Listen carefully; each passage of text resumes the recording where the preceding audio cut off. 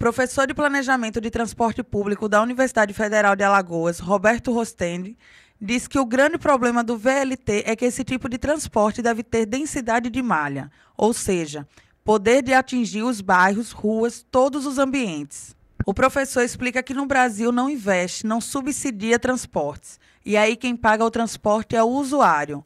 Ele observa que a implementação de tudo que é novo e moderno é muito bom no início. O VLT atendendo o Rio Largos, vamos dizer que agora no início ele não vai chegar nem lá, até o centro da cidade. A tarifa não vai ser paga, não é porque você vai ter pouquíssima gente. 2.000 pessoas vindo pela manhã, 2.000 voltando pela noite, com mais 500 pessoas durante o dia. Então vai ser um transporte que vai ser realmente, eu acho que eu digo sempre, quando Curitiba explodiu em termos de planejamento urbano e de transporte, ela teve um arquiteto por trás, o Lerner, foi o grande Lerner, né, que depois transformou-se em político. Mas eu tenho certeza, se o Lerner tivesse em Maceió, ele não aplaudiria essa ideia. Tenho certeza. Para que o transporte seja pago, é necessário que haja 10.000 passageiros hora sentido. Sendo assim, o transporte mais indicado ainda é o ônibus. Você pega pessoas, os técnicos existem bem preparados, são profissionais que saíram da nossa universidade, mas as cabeças pensantes, elas pensam no hoje. Elas não pensam em termos nem a médio prazo, ela pensa no assar e comer, muito menos a longo prazo. Fernandes Lima, um verdadeiro calo, um verdadeiro problema de Maceió. Nós temos a continuação do Dique Estrada até Bebedouro, nós temos outras opções de vias que têm que ser colocadas. Aí sim, quando você tiver mais vias, você passa a investir em mais ônibus. Alberto ainda explica qual seria a melhor opção para melhorar o trânsito de Maceió. Investindo em mais ônibus, você vai atender o povo. O povo não quer televisão tridimensional, ele quer o açaí comer, ele quer o que seja interessante para ele. Ele quer chegar no Benedito Bentes e ser transportado para o centro. Ele quer chegar no Vergel e ser transportado para o centro, para o Benedito Bentes. E ele está sem essa opção. Segundo ele, só se pode investir em mais ônibus quando se resolver o problema da Fernandes Lima, já que é preciso ter vias de auxílio. Tiver um planejamento dos transportes, no momento em que um controle efetivo dos transportes, né? O que é que está rodando? Porque o dimensionamento de uma frota é simples.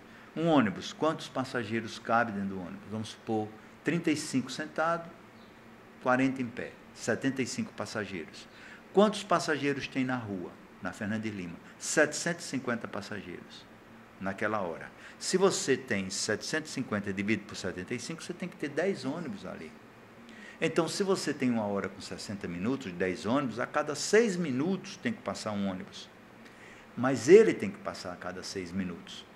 Tá certo? Então, se ele não passa a cada 6, ele passa a cada 7, o próximo não vai ter mais 705, não vai ter mais 75, vai ter 90, porque ele engoliu, ele economizou um ônibus. E alguém tem que fiscalizar isso. O professor ressalta a importância de uma fiscalização mais efetiva. Quantas pessoas sobem, quantas descem, quantas pagam, qual o nível de evasão, dentre outros problemas. Primeiro passo, novas avenidas. Novas avenidas. Segundo passo, uma fiscalização efetiva. E o que é que você vai ter que fazer? Fiscalizar. Quantas pessoas sobem, quantas pessoas descem, quantas pessoas pagam, qual é o nível de evasão, quantas pessoas estão. Então, pelo que me consta na atualidade, a fiscalização ela é mais feita pelo próprio poder transpal, que é um poder forte, os empresários, do que o poder concedente, que é a prefeitura. Não é? Por quê? Porque a prefeitura não tem um contingente para estar na via, nos corredores viários, fiscalizando. A partir do momento em que ele fiscalizar efetivamente, inclusive isso foi discutido, olha, nós temos que tirar o transporte alternativo, mas o fiscal, ele se preocupa, porque ele tem família. Na hora que ele vai penalizar um motorista de uma Kombi, de um van daquele, ele é ameaçado. Em Maceió, atualmente existem cerca de 600 ônibus rodando para atender a população. O problema da falta de ônibus da capital é que os trechos pertencem a uma única empresa. O problema é parte dos dois lados. Primeiro, o empresário, ele tem o patrimônio dele, ele empresário, né? Ele quer lucrar. No outro lado, a prefeitura não tem um contingente efetivo para fiscalizar. corretamente, fortemente o empresário, e aí o usuário fica no meio do caminho, tá certo? E se continuar como está, grosseiramente falando, a cidade para daqui a alguns anos. Você vai sair de casa e não vai mais poder andar porque está engarrafado. Evidentemente isso não vai acontecer, não é? Porque a gente vai embolar, vai um empurrar o outro, você não sabe por onde vai, não sabe por onde vai.